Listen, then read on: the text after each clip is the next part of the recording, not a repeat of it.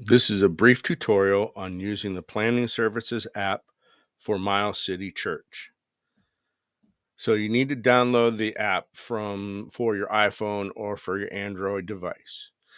In the app, you can see what teams you're on and when you're scheduled. So I'm scheduled for the 7th and the 21st. I'm on the prep crew, I'm on the parking team and the photography team. Leaders can set the service times that someone prefers to work, and they can say how often they want to be scheduled. As a user of the app or a crew member, you can use the app to set how often you want to work.